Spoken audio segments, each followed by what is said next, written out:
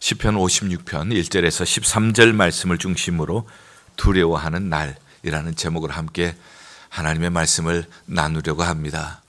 두려워하는 날. 우리가 살다가 보면은 두려워하는 날이 언제나 있습니다. 그리고 두려워하는 날은 누구에게나 있습니다. 우리가 두려워하는 날은 때로는 우리가 잘못해서 두려워하는 날이 올 수도 있어요.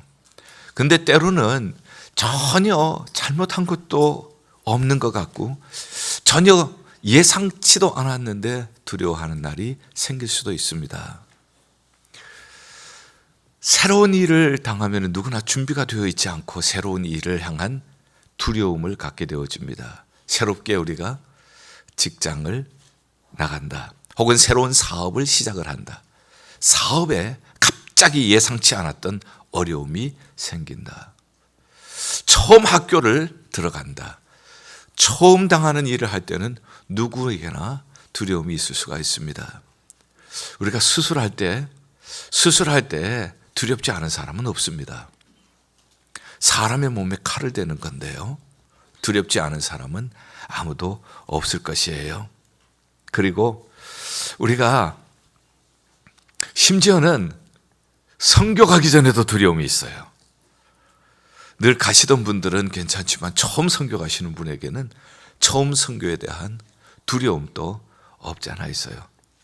어쨌든 우리에게는 두려움이 이런 모양으로 혹은 저런 모양으로 늘 우리에게는 두려움이 다가오게 되어집니다.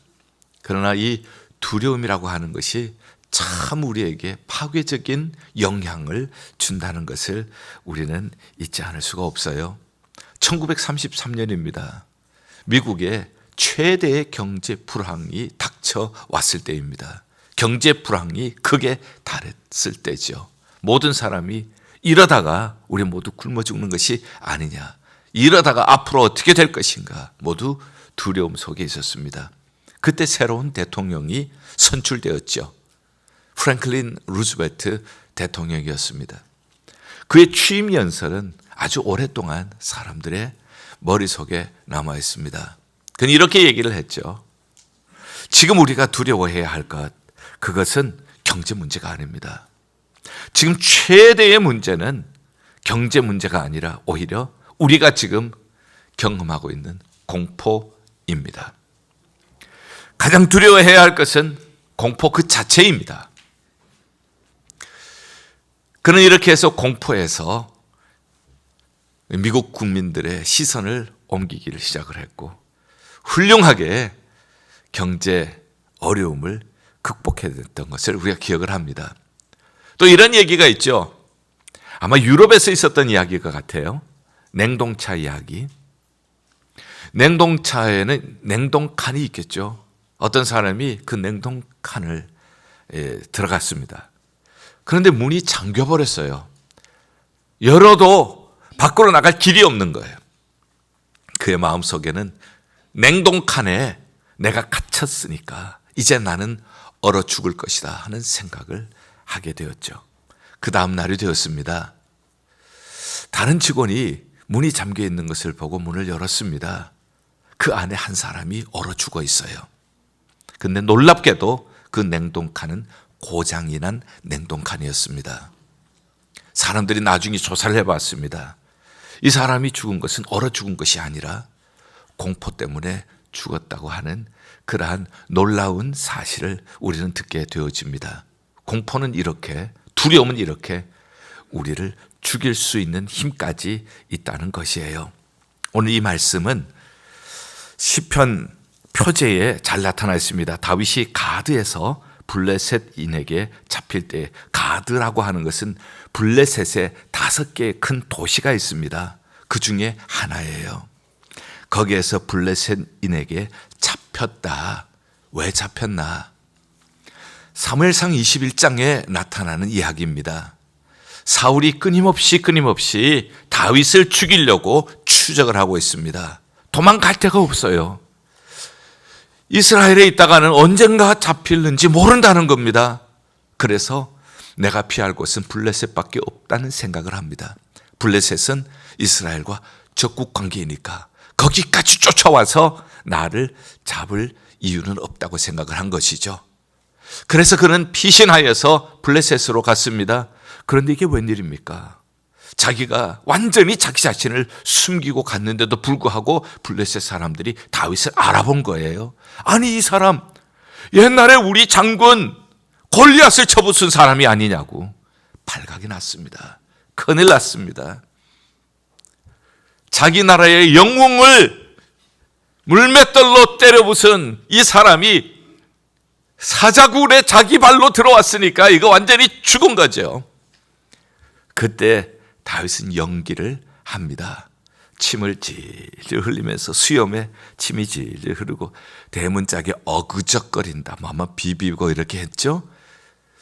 야, 이 연기가 기가 막혔나 봐요. 그러니까 사람들이 진짜 미친 사람으로 봤어요. 이 연기는 도대체 어디서 배웠을까? 타고난 그러한 연기의 기술이었을까?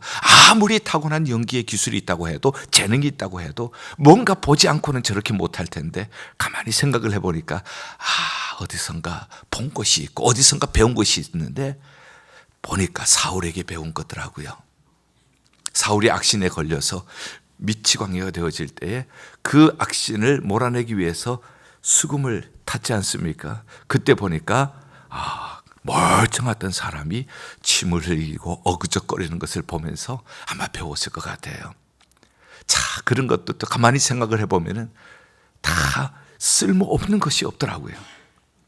자, 어쨌든 이 블레셋 사람들은 미친 사람, 재수 없다고 생각을 한 거예요. 그 사람을 가까이 뒀다가는 내가 저 병에 걸린다고 생각을 하는 겁니다. 빨리 쫓아내라고. 그래서 살아난 거예요. 그때 쓴 시예요. 얼마나 후회했을까요? 내가 이곳에 오면은 안전하리라 생각을 했는데 이곳에 왔더니 안전한 것이 아니더라는 겁니다.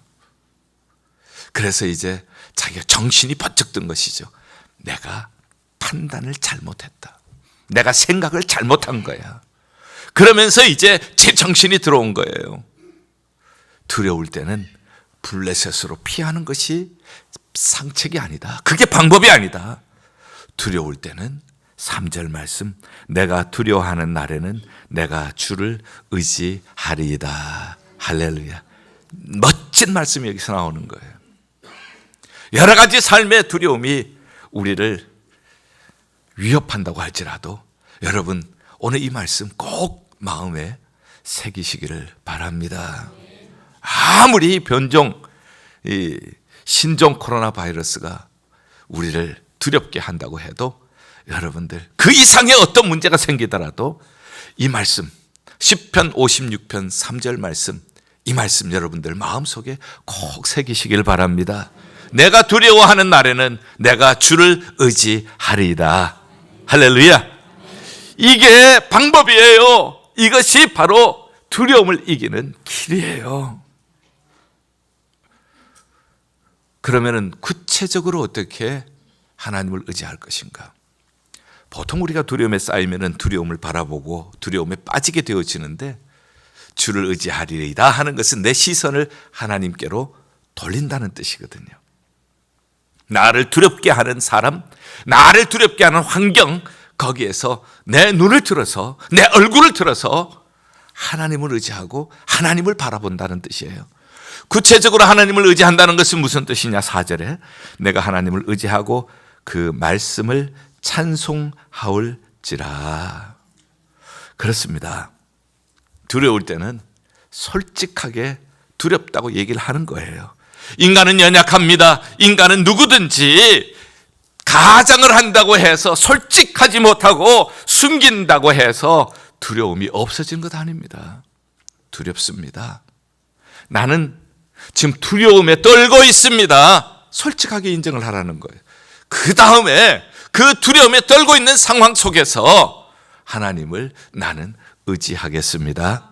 하나님께로 눈을 돌리겠습니다.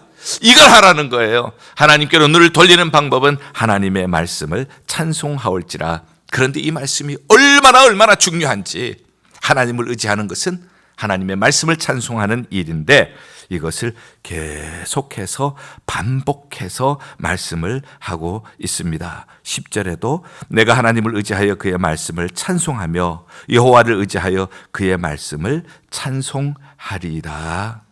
계속해서 그는 하나님을 의지하고 하나님의 말씀을 찬송하겠다고 반복해서 이야기를 하고 있습니다. 자, 하나님의 말씀은 신실한 말씀입니다. 하나님의 말씀은 변함이 없습니다. 말씀하신 하나님이 신실하신 분이십니다. 하나님의 말씀, 이 말씀대로 이루어질 줄 믿습니다. 이 말씀대로 우리가 살아갈 때에 하나님은 말씀대로, 말씀에 약속하신 대로 우리의 삶 속에 이루어 주실 줄 믿습니다. 그것을 찬송하는 거예요. 찬송하는 것은 바로 그 말씀하신 하나님, 그 하나님의 신실하심을, 신실하게 약속을 지키시는 하나님의 성실하심을 우리가 찬송하는 것입니다. 이렇게 얘기를 하면 어떨까요? 여러분들이 운전하고 가시다 보면은 예상치 않게 여러분들이 운전하고 가는 차의 앞유리에 시선을 가리는 것들이 묻을 수가 있어요. 옆에 차가 촥 해서 구정물을 이렇게 끼거나 혹은 벌레들이 와서 벌레가 턱 터져가지고 거기에 시야를 가리거나 뭐 여러 가지가 방법이 있을 것입니다. 그때 여러분들 어떻게 하십니까? 여러분들은 그때 칙 누르면은 거기에서 창문을 닦는 액체가 나오죠. 창문을 닦는 액체가 나오는 것으로 그만두는 것이 아니라 그 다음에 여러분들이 하시는 일은 와이퍼를 작동을 합니다. 그러면은 창문을 닦는 그 액체가 묻어 있는데 와이퍼로 닦아주니까 깨끗하게 닦아지겠죠? 여러분들이 나아가는 앞길에 여러분들의 시선을 방해하는 두려움이라고 하는 스테인이 묻어 있습니다. 그때 여러분들은 말씀이라고 하는 액체를 뿌리세요. 그리고 말씀을 내 말씀으로 하나님께서 내게 주시는 음성으로 믿고 와이퍼를 움직이세요. 그러면은 두려움은 깨끗하게 사라지고 우리에게는 하나님이 주시는 은혜의 영광의 빛을 또렷하게 보게 되는 날이 올 줄 믿습니다. 우리의 영안이 흐려졌던 영안이, 두려움으로 흐려졌던 영안이 깨끗해지고 하나님의 신실하심이 보여지고 하나님의 은혜가 보여지고 하나님의 자비가 보여지고 하나님의 능력이 보여지고 하나님의 승리가 보여지게 될 줄 믿습니다. 하나님의 말씀을 내가 찬양하겠습니다. 신실하신 하나님의 말씀 제게 적용을 해봤어요. 제게 두려움이 올 때 나는 어떤 말씀에 내 인생에 내가 나가는 앞길에 구정물이 튀기거나 혹은 벌레들이 이 스테인을 만들거나 앞이 잘 보이지 않을 때 두려움으로 내 시야를 가릴 때 그때 나는 어떠한 말씀을 주로 묵상하는가 생각을 해봤어요. 이사야 41장 10절이 생각이 났습니다. 이것은 저에게뿐만 아니라 사랑하는 성도들이 수술하시기 전에는 꼭 이 말씀을 읽고 기도를 했습니다. 이사야 41장 10절 두려워 말라 내가 너와 함께 함이니라 놀라지 말라 나는 내 하나님이 됨이니라 내가 너를 굳세게 하리라 내가 너를 도와주리라 내가 정령 의로운 오른손으로 너를 붙들리라. 아무리 두려움이 있어도 하나님보다 큰 두려움은 없습니다. 아무리 두려움이 무서울지라도 하나님을 능가하는 두려움은 없는 줄 믿습니다. 그 하나님이 말씀하십니다. 두려워하지 말라. 내가 너와 함께 함이니라. 천지를 지으신 하나님이 내가 너와 함께 함이니라. 놀라지 말라. 나는 내 하나님이 됨이니라. 오늘 또 살아계시고 오늘 또 온 인류의 역사를 주장하시는 하나님, 그 하나님이 나의 하나님, 그 하나님께서 여러분들의 하나님이 되시는 줄 믿습니다. 얼마나 힘이 되는지 몰라요. 그리고 예레미야 29장 11절에서 13절 말씀이 저에게도 많이 힘이 되어서 성도님들에게도 이 말씀을 많이 쉐어했습니다. 너희를 향한 내 생각은 내가 안 하니 지금 두려움 속에 있어도 우리를 향한 우리의 생각은 하나님이 아셔요. 앞으로 어떻게 될 것인가? 나의 앞날은, 나의 미래는, 우리 가정은, 우리 자녀들은 어떻게 될 것인가? 우리가 모르기 때문에 더 불안한 거예요. 하나님은 말씀하십니다. 너희를 향한 내 생각은 내가 한다. 재앙이 아니야. 평강을 줄 것이다. 할렐루야. 장래 소망을 주려 함이니라. 하나님이 재앙이 아니라 평강을 주시고 미래의 소망을 주실 줄 믿습니다. 그런데 하나님께서 그냥 안 주시더라고요. 너희는 내게 와서 부르짖으며 내게 기도하면 내가 너희를 들을 것이며 너희가 전심으로 나를 찾고 찾으면 나를 만나리라. 할렐루야. 하나님께서는 그냥 주시지 않으셔요. 하나님께서는 기도하라고, 전심으로 찾고 찾으라고, 그러면 하나님께서 반드시 주실 줄 믿습니다. 많은 힘이 되는 말씀이에요. 그러나 때로는 제가 잘못한 것이 있을 때, 그래서 제가 회개하면서 하나님 앞에 기도할 때, 그때 저는 하나님의 말씀, 이 말씀을 많이 마음에 새깁니다. 갈라디아서 2장 20절 말씀, 내가 그리스도와 함께 십자가에 못 박혔나니 그런즉 이제는 내가 사는 것이 아니요 오직 내 안에 그리스도께서 사시는 것이라. 내가 이제 육체 가운데 사는 것은 나를 사랑하사 나를 위하여 자기 몸을 버리신 하나님의 아들을 믿는 믿음 안에서 사는 것이니라. 저는 이 말씀이 얼마나 좋은지, 예수님이 보혈을 흘려주셔서 나 같은 죄인, 정말 쓸모없는 죄인을 예수님의 보배로운 피를 흘려서 구속하여 주셨습니다. 주님의 은혜입니다.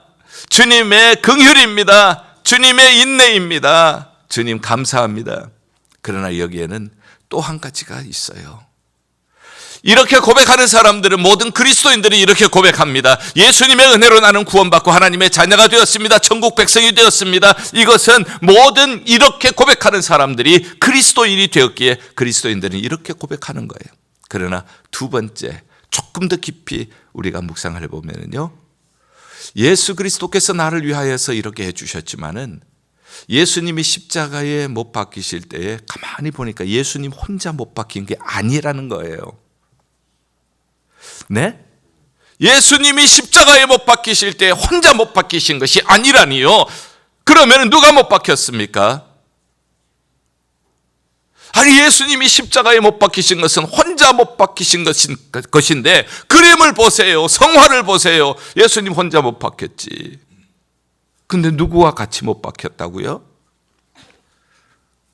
오늘 갈라디아 2장 20절에 내가 그리스도와 함께 십자가에 못 박혔나니, 많은 그리스도인들이 이 파트를 미스하고 있어요. 나는 여전히 시퍼렇게 살아있어요. 이 말씀을 외우고 이 말씀을 우리가 고백하지만 이 말씀대로 살지 않는 거예요. 내가 여전히 살아있습니다. 내 위주예요. 모든 것이 나에게 초점이 맞춰져 있어요. 그러나 예수 그리스도와 함께 내가 십자가에 못 박혔나니 그런즉 이제는 내가 사는 것이 아니요 오직 내 안에 그리스도께서 사시는 것이라. 주님, 내가 살았습니다. 주님, 내 교만이 살았습니다. 주님, 내 정욕이 살았습니다. 주님, 나의 아집이 살았습니다. 주님과 함께 십자가에 못 박혔다고 얘기를 하면서 나는 시퍼렇게 살아 있었습니다. 용서하여 주시옵소서. 이제는 내 안에 주님께서 사시는 사람, 주님께서 살아서 역사하시는 삶, 주님께서 다스려 주실 때에 내 안에 더럽고 추하고 연약한 내가 나오는 것이 아니라 주님의 능력이 나타날 줄 믿습니다. 주님의 은혜가 나타날 줄 믿습니다. 주님의 기적이 나타날 줄 믿습니다. 겸손히 낮추는데 매우 도움이 되는 말씀이었습니다. 그와 함께 연결해서 구약의 역대하 7장 14절을 저는 연결시켜서 적용을 합니다. 내 이름으로 일컫는 내 백성이 그 악한 죄에서 떠나서 스스로 낮추고 기도하고 하나님의 얼굴을 구하면 하나님께서 하늘에서 들으시고 그 죄를 사하시고 그 땅을 고치실 것이니라. 세상에 땅을 고치시는 것과 죄악과 연결이 있는 거예요. 땅에 어려움이 있는데 이 땅의 어려움이 죄악과 그 백성들의 죄악과 연결이 되어 있다는 거예요. 겸손하게 내가 높아졌습니다.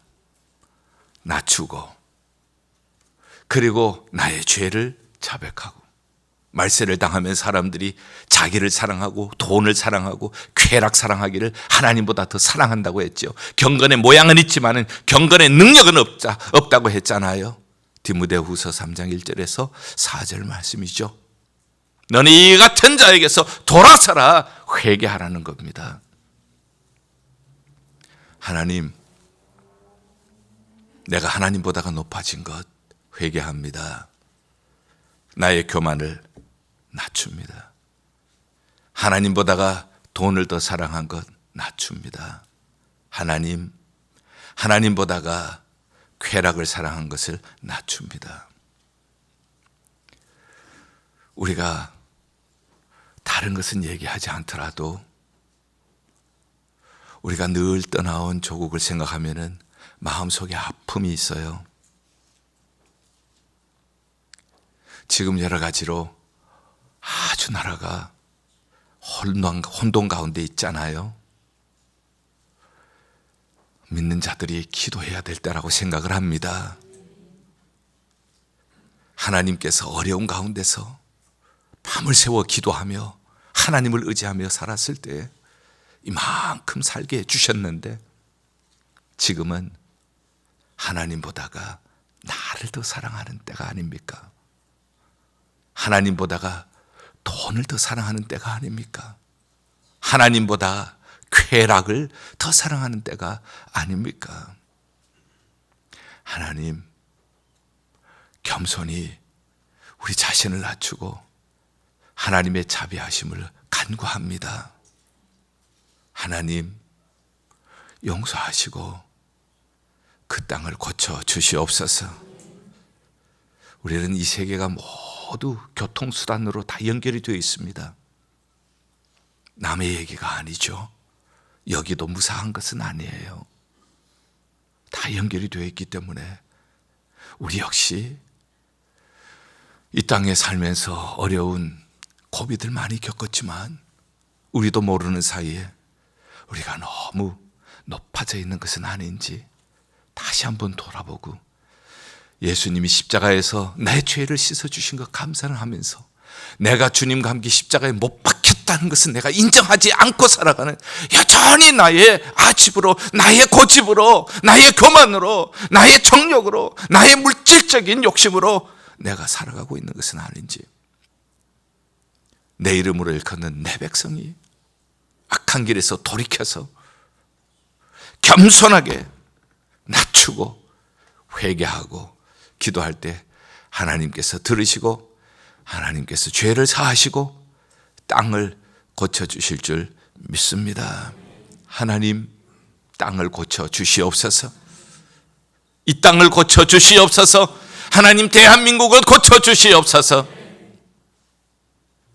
두려운 날 우리가 의지할 곳, 그것은 블레셋이 아니었습니다. 힘센 나라가 아니었습니다. 두려운 날 우리가 의지할 곳은 하나님입니다. 내가 두려워하는 날에는 내가 주를 의지하리이다. 하나님의 약속을 붙잡고 그리고 우리가 기도하면서 그 말씀을 찬양하면서 하나님 앞에 나아갈 때에 하나님께서 우리의 눈물의 기도를, 우리의 간절한 소원을 하나님 기억해 주실 것입니다. 하나님께서 기억하실 때 하나님은 두 곳에 기록을 해두세요. 8절, 나의 유리함을 주께서 계수하셨사오니 나의 눈물을 주의 병에 담으소서. 얼마나 다윗이 힘들었겠어요. 계속해서 추적하지요. 계속해서 엿보지요. 숨 쉴 수조차 없는 정도로 압박해 들어옵니다. 얼마나 울었겠어요? 얼마나 힘들었겠어요? 얼마나 마음이 부서졌겠어요? 얼마나 울었겠어요? 그것을 주의 병에 담으신다는 거예요. 그리고 나의 이 아픈 처지를 하나님께서는 기록하신다는 것입니다.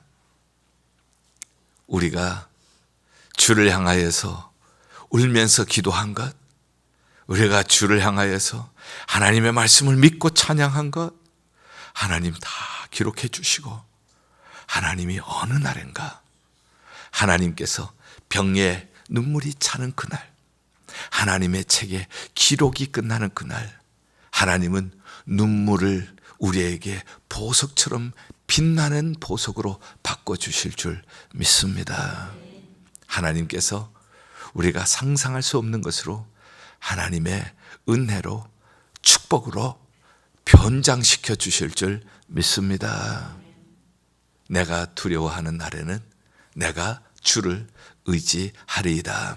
이거 있는 사람은 마지막으로요, 미리 감사하는 사람이에요. 12절 13절 하나님이여 내가 주께 서원함이 있사온즉 내가 감사제를 주께 드리리이다. 주께서 내 생명을 사망에서 건지셨음이라. 주께서 나로 하나님 앞 생명의 빛에 다니게 하시려고 하나님께서 실족하지 아니하게 하시지 아니하셨나이까. 사랑하는 여러분들, 받고도 감사하지 못하는 사람들이 있어요. 많은 것을 가지고도 불평만 하는 사람이 있어요. 그 사람보다 좀 나은 사람은 받고 감사하는 사람이겠죠. 그러나 그 사람보다 더 나은 사람은 아직 받지 않았지만, 아직 이루어지진 않았지만은 지금 상황은 여전히 같지만 하나님의 말씀을 붙잡고 하나님의 말씀을 찬양하고 그 말씀으로 기도할 때 하나님이 미래에 하나님께서 앞으로 이루어 주실 줄 믿습니다. 더 귀한 사람이죠. 그래서 하나님 앞에 감사제를 드리는 거예요. 하나님이 이루어 주실 줄 믿습니다. 하나님이 역사하실 줄 믿습니다. 하나님은 살아계십니다. 하나님의 말씀대로 우리가 순종하고 하나님 말씀 붙잡고 그리고 신실하신 하나님을 찬양할 때 하나님께서 그 말씀 붙잡고 눈물로 기도할 때에 하나님이 주의 병에 담아주시고 우리의 눈물, 그리고 하나님께서 우리의 아픔들, 우리가 하나님 앞에 드린 기도 하나님의 책에 기록해 주실 줄 믿습니다.